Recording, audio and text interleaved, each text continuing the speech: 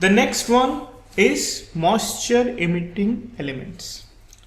The first one what we have seen is the heat emitting element, which will emits the heats. The next one is the moisture emitting elements, which will emit the moistures. So what are the moisture emitting elements in the rooms is, the first is your restroom or toilets, where the water is condensed and form into a gas. Okay, so those are the items, those are which are emitting the moistures. It can be your washroom, wash basin, and it can be your washing or bath area also.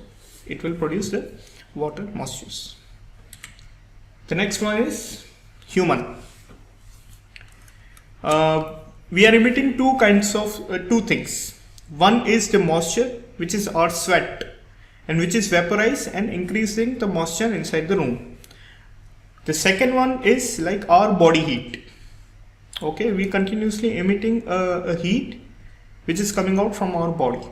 Okay, so two types of heat it is emitted by humans. One is like moistures, which is our sweat, which is vaporized and increase the humidity inside the room, and the second one is our body temperature. And inside the room there can be a restroom which will increase the humidity inside the room.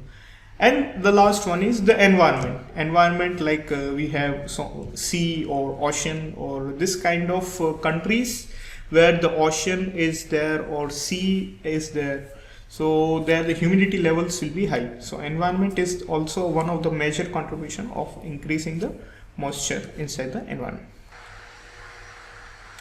So this is what I have explained, sweat, and the next one is body temperature.